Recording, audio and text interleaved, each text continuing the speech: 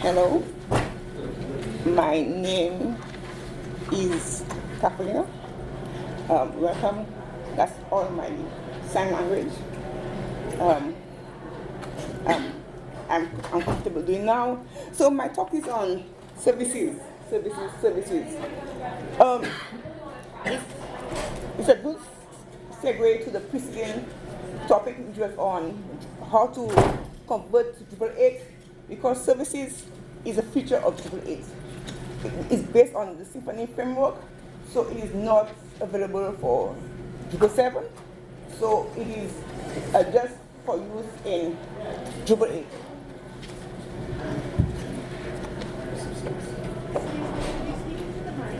Okay, sorry. Yes, I'm saying that my talk is about services, but it is only for Drupal 8. So it's a good segue from the preceding talk that said how to migrate to Drupal from Drupal 7 to Drupal 8, because services is based on the Symfony framework, so you need to have Drupal 8 to use services. It cannot be done as it is on Drupal 7. So in this talk, we talk about give you a broad overview of services.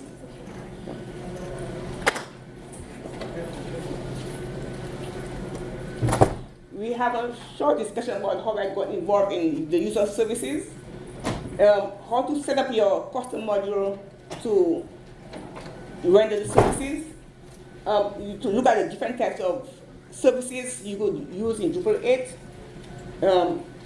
and then we put it all together in a small custom module.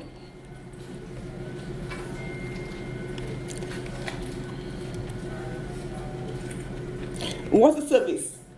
A service is, I'm sorry for the font for the slides, it's converted to LibreOffice on the Linux, and it's kind of a little small. A service is an object managed by a service container. That's why the service container is managed by Symfony. That's why you need Symfony and Drupal 8 to have the service. It is decoupled, reusable functionality, it's swappable, so you could add it to your module at different points. It's replaceable, so you could have one service at one time and then use a different service. It must be registered with the service container. That's the only way that the module will be able to see it, and it could depend on other services. So if you have a custom module with one service, you could link different services to get all the functionality you want in that module.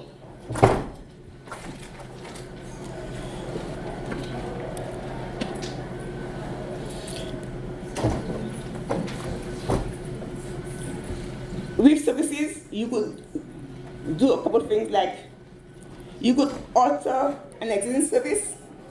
So you have the code like public function alter, and take a service and you decide what you want to change in it. So if you have a service that works one way and you want to use to change the functionality of how it works, you could use it that function alter. You could also extend the functionality. That's used a lot with the Drupal services, because there are three main types of services. You have the Drupal services, that's built-in core. You have your custom services that you could create to do what you want it to do, and you have Drush services that you could create together with using the Drush commands. And so in the alternate services, if Drupal core services it does something one way and you want it to do something different, you could take that Drupal core service, and do the function alter and change it to the way that you would like it to perform for you. Also, if you have Drupal core service and you want it to do something more, it says it does A, B, C, but you want it to do D, E, F, you could go in and extend it in something called a decorator, and tell it, okay, you do A, B, C, I want you also to do D, F, and it will do it with the code. You could override it and do that code for it. But also there's in D8, there's something called services versus plugins, and it's two different features that you use. A service is like code. You write the code, you write the methods, you write what it does and how it does it, everything else. It's a piece of code that you use then. So it does something specific, like you have code for how you do your database connection, how you do. Again, but the plugin is like a design template. It's like this on the design patterns. So it's a template. It gives you, let's say, just a basic template, but you have to write in the code itself. Like blogs will have a title, a body, an image field maybe, but everything else you have to write it in that. So that you have image, you manipulation, it's expected to get an image, but then you have to tell it how you want to manipulate it. That's a plugin. Service have all the code written, encapsulated into that class. So how would you use a service? That's where also the Symfony framework comes in, because it has what we call dependency injection. You have to inject it into a constructor and use it. So you have the first two functions there are a must for your service. You have the constructor with the service, and then you create the container, because everything, it must work within a container, the service.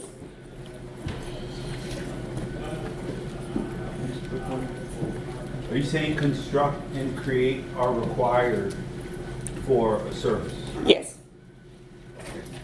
That's defined in an interface, maybe? You could use an interface with it, yes. Okay. Yeah.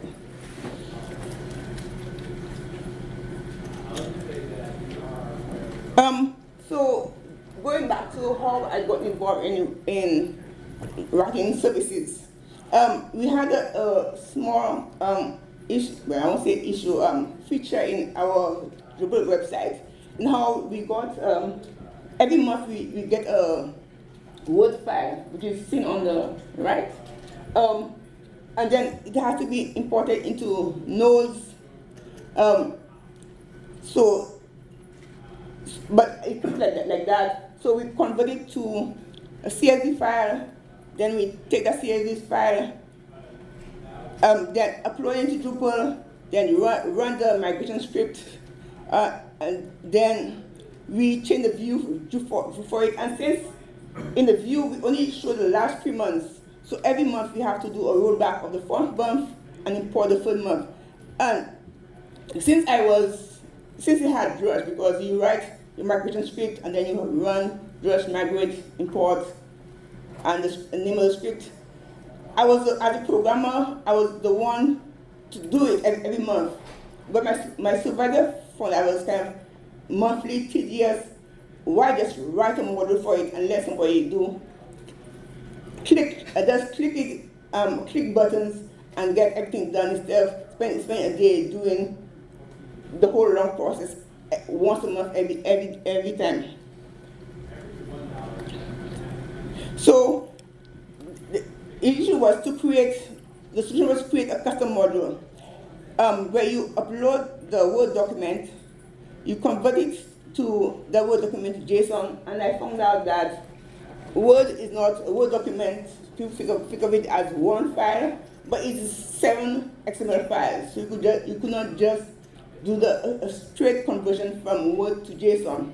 So what we did was convert the Word file to text file, select the one out of the 7 XML files, clean it up, convert it to text file, and then convert that to JSON, because we wanted to know where you could do it, JSON CSV. So we had 2 different services. one service that convert the Word file to text file, and another service that convert the text file to JSON file. Then we create Drush services, one to do the migration, another Drush service to do the rollback, then another service as well to change the view filter so it only shows the last 3 months. So we encapsulate all that in the module, and the user will expect to see just a drop down list with just 4 options: upload the file, run the migration, do the rollback, and change the number filter, all within 5 minutes or less. Just click, click, click.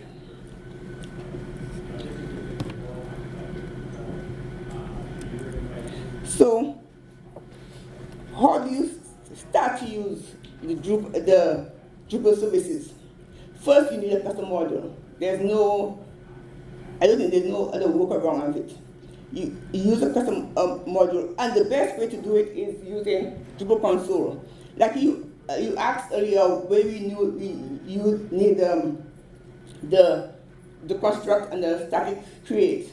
Yes, but when you use Drupal Console to run the script, it gives you the template. It gives you everything, so you don't have to remember of what the main methods or functions that you need. So you start off with Drupal generate module, and it will give you a whole lot of questions, and you just have to type in some cases no, yes, or the name of, if the name is correct, but it just give you a list of questions. It's not that many, and then it just, after it creates the module structure for you. So that's good in Drupal, if you're able to do so the thing that's required, that is in all modules, is already done for you.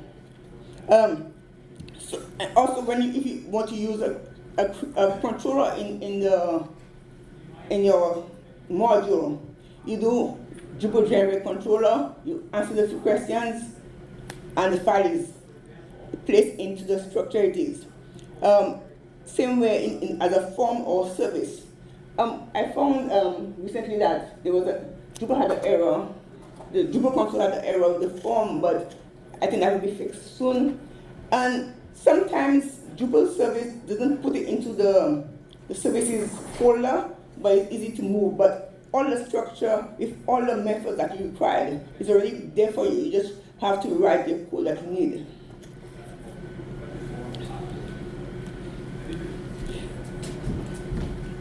Then that allows you to when you have the Drupal console, it allows you to create your custom service. To use a Drush service, you need to use the Drush console, which is totally different from the Drupal console. And in that one, you use the Drush generate Drush command file-ldev. And that the console will then create will then create the structure of the file. And I found that's the way to go, because I have tried to kind of write the file manually, and it has given me errors. So as much as possible, just use the console, either the Drupal console or the Drush console, to get the boilerplate code for you. What the Drush console does for you, that Drush command, the Drush generate, it creates a Drush services file, Drush services.yml, because you need the configuration, the services.yml for your service. For your custom service, or even if you use Drupal core services, the code is found in the module name.services.yml, but if you use Drush services, it has to be in another services.yml file. They can't be found in the same YML file, it will just not work. So that Drush command creates the Drush services.yml. It also creates a command commands directory where the Drush commands code will go. It will be separate from the services code. It also edits your composer file and add what you see on the right. That piece is added into your composer.json file where you dress extra and the services and what file name is created and what version of Drush you use. And that one is 9 because Drush commands runs in Drush 9, so it will not run in G7, Drupal 7. It's only a Drupal 8 feature.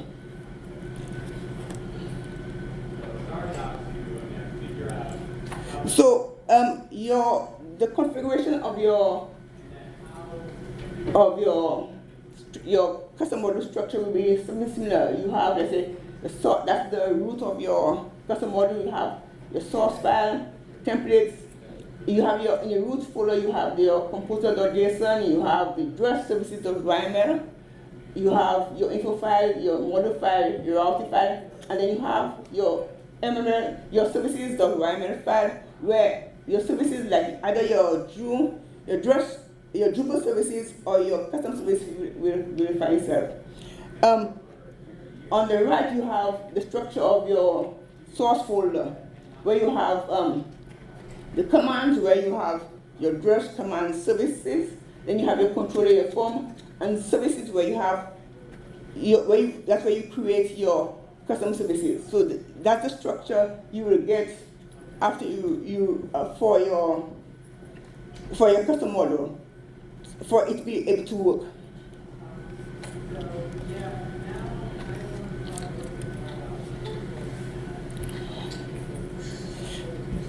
So let's talk about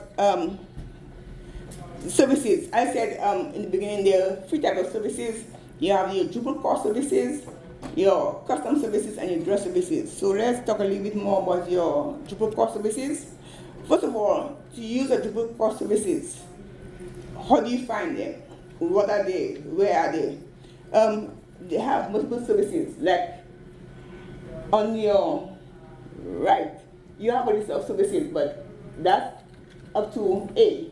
So Drupal core itself has tons and tons of services. And these services can be used as is in your custom module. It could be altered or it be extended. To find a list of the services from Drupal 8 is, the one I prefer is on the command line. I would get Drupal debug container, and it give you a list of all the services. It gives you a list of services and the class of the services. And I like it because I could, on the command line, I could just scroll up and down and then see the service and the class, find the service I want, check the class, and then go and find the parameters, arguments, how to use that class. But you could also go to, Drupal has a page on the api.drupal.org, which lists almost the same thing with the services and the classes. I find it a little difficult because it's paginated. So you have, if you want to see a services, you think it's on the cache services. You have to go page 1, page 2, page 3, page 4, and to find this with the Caesar, and then you find the cache services. On the command line, I could just scroll along, see cache, and just cache the class, and then get the parameters. But all the services, I said, is to use a service, you have to be in the services.yml file, and Drupal core have it, all the services. It also listed in the services.yml file. So you could go to that file and also see all the services with the parameters and how it is used. So what's the structure of a services.yml file? This is a YML file, service.yml file with Drupal service, or the cache context header. It has the service name. There's missing a line, I think, at the top. It must have services as the first line. Then gives you the name of the service, the class that um, that has the code for the service, the arguments, and the tags. You could add arguments and tags to your service, but that's in the service file. So if you use in that service into your custom module, you have to put that code into the services file.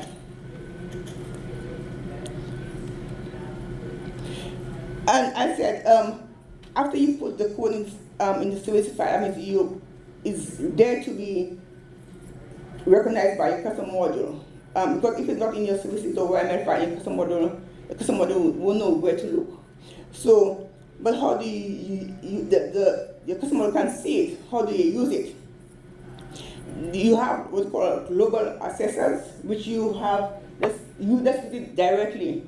You could connect Drupal database, and it will know where the class is and use it. But the preferred method, they require the last 2 lines of code, but they use for dependency injection, where you have the construct and the static create method. That is the recommended way to use it. Though I said you could use it statically or globally to call it, but it's preferred that it is used through dependency injection.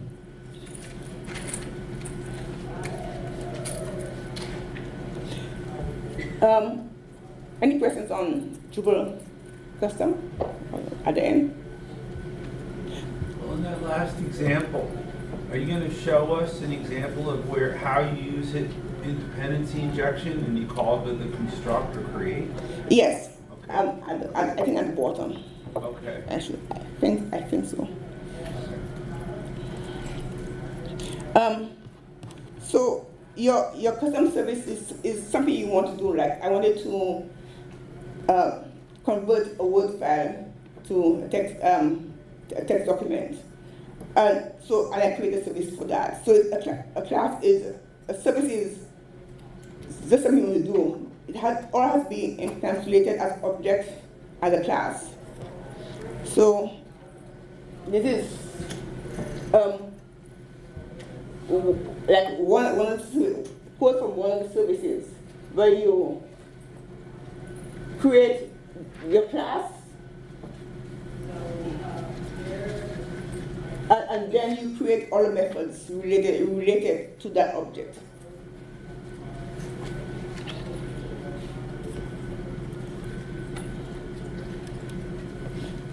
And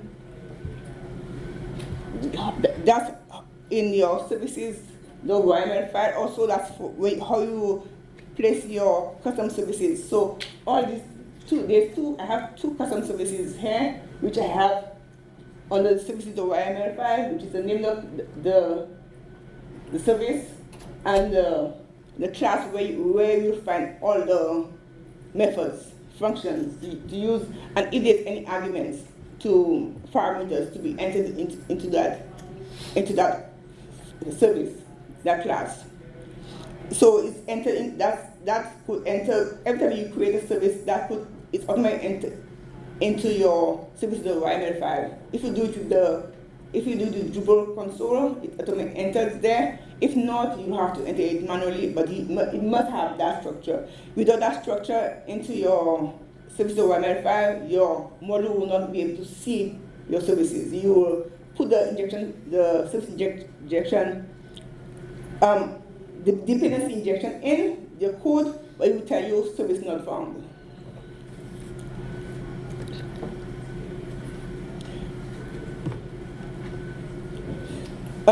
For the Drush service, I said it must be inside your services, Drush services or YML file, and it's different because a little different because it has the name of your module dot commands as a name, and the class is in the commands directory,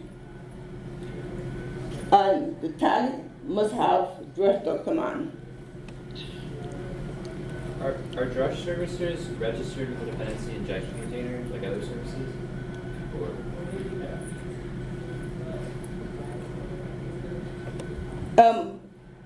No, they're not directly injected. No. Okay.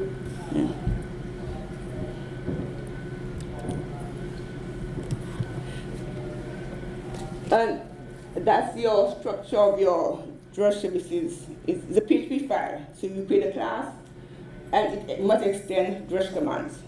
That's the only way for it to work. So that be your services file. So you write all your Drush commands methods into that file. So all the Drush commands that you want to use for a module, you have to enter it into that file. And I said it has the class name, and it must extend Drush commands.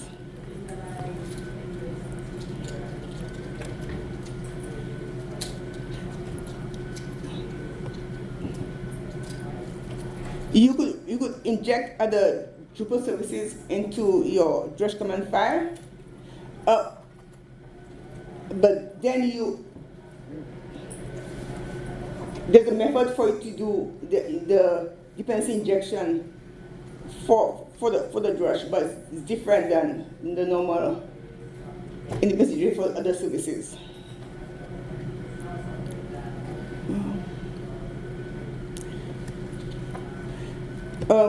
So putting it all together,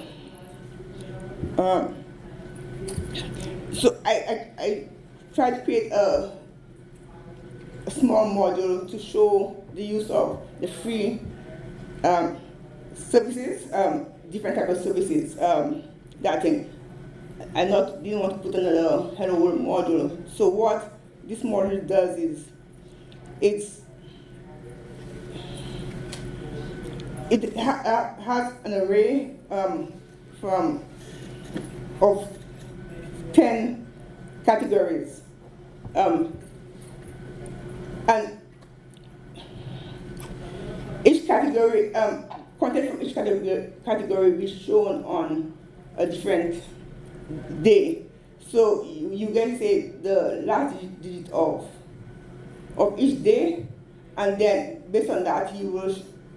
So today is the 24th.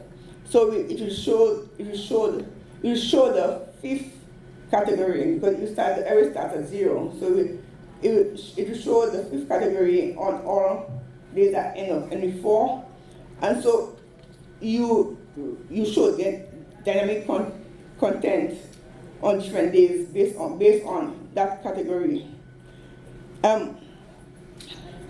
So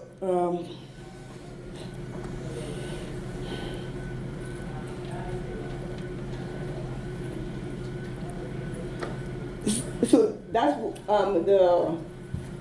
the service for that model that I created, that it gets today's date and it extracts the last digit, and then it takes that digit to get the category, passes through the path parameter to path to a view, and then shows that content.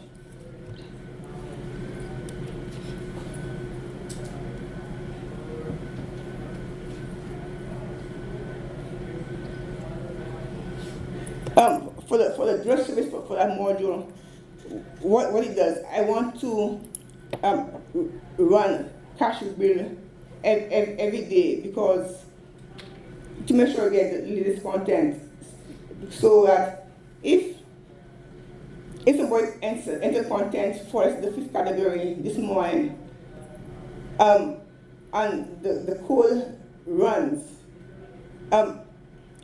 if it does cache build to get the latest data, that content won't show until another 10 days. So you use a Drush, create a Drush service to do the cache build. And because I found it difficult to do the dependency injection and get the code, Drush code to run, I tried to cron.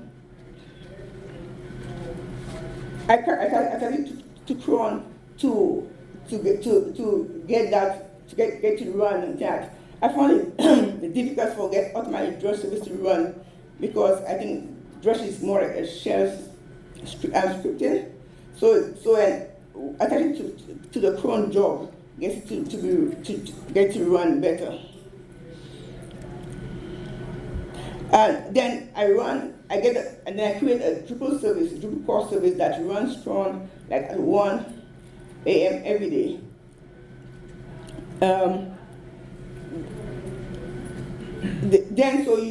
that model, I use both the Drupal, the Drush, and the custom services to create dynamic content that is shown. You get dynamic content, a different category every 10 days.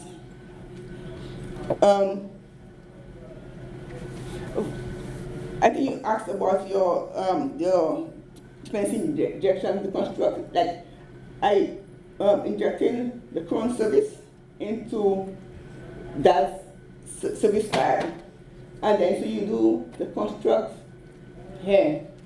So you have your service, the name of service, and that will enter. That cron will be entered into a container under the create. It was kind of files longer, but maybe I can show you afterwards the body of the file.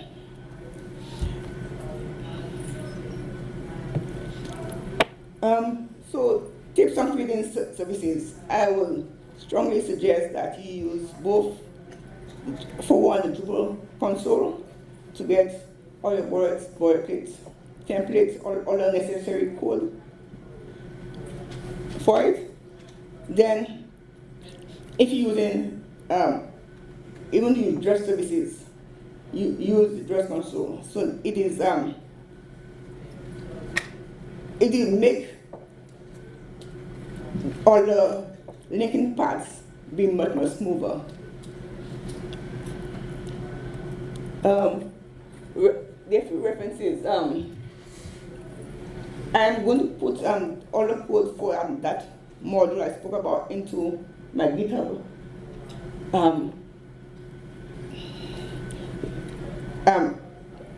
Into my GitHub. It should be there by Friday, so anybody who wants the code could get downloaded in. I'll also put a link to the other.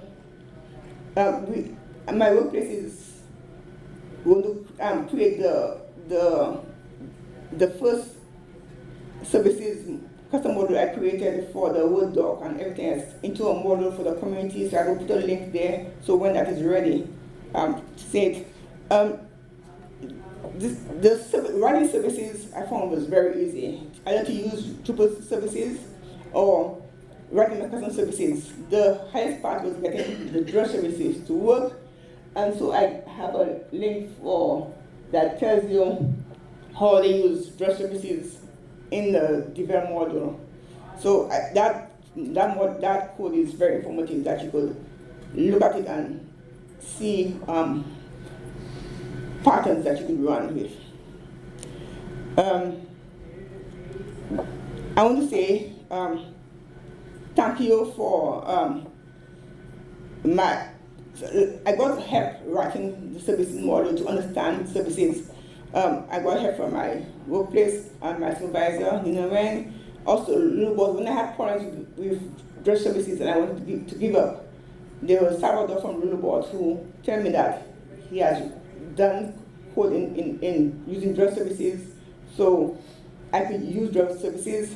And for all the contributors, I'm not sure who contributors are here, who write tutorials, blog posts, code, documentation in the open source community, because I'll be able to do what I do now without all that help from so many people. Before I say my final thank you, I want to say my name is Carolina Fontenero. I'm a web programmer from the Aurora Library at the University of Colorado, Denver. So thank you all for coming. There's a full room.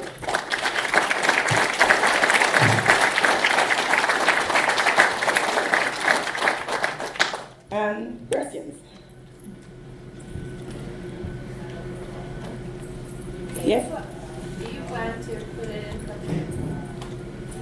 Do you plan to contribute that module? Make it available with the conversion from document file to JSON. Yes, that code belongs to my workplace, and they plan to contribute to the community. It should be ready, right? I think by the end of August, because we want it done before our university, so everything has to be done before the semester starts. So yeah, we hope to put it out there. We're just trying to clean up the code, make sure all the security and everything is ready, but it should be ready by in August. Because we use it internally, so we just to put everything together and sign. And I said when it is ready, I'll put a link on my GitHub so for people who attend here I'll just have a look at it. Yeah. Any questions? You said that the Word file that you were receiving from someone was different page lengths. There was multiple pages, sometimes one or multiple. No, the Word file is 7 files, 7 XML files, combined to make one render view for the Word document. So a Word document is not one file. A Word document, I found out, because I just thought it would be one file and it's easy to convert it, but it is 7 documents.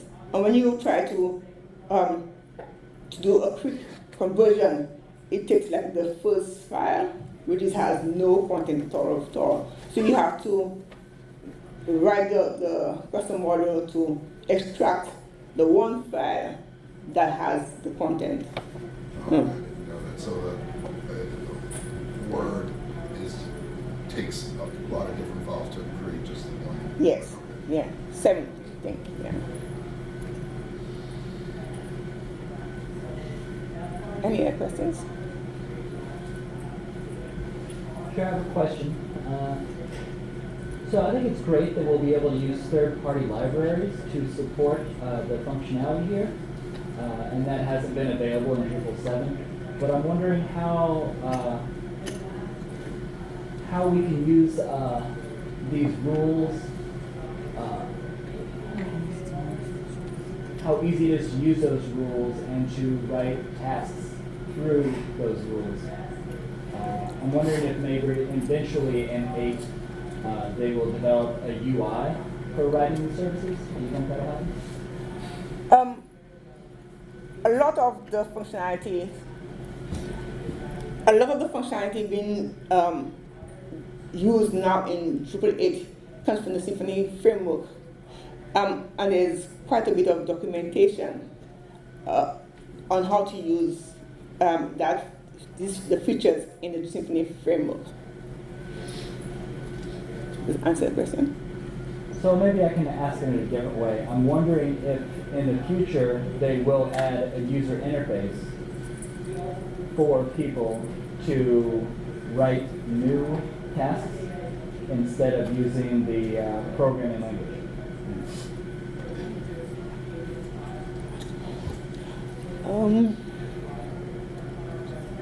I am not sure. I will have to look at Symfony 4, which is the underlying engine, so to be able to understand, to see whether that is. But I think the closest we are now is to use the Drupal console when you just answer a few questions and it gives you the template, or the Drush console. I think that's the closest we have at this moment. Okay, thank you. Any other questions? We are in about 5 more minutes.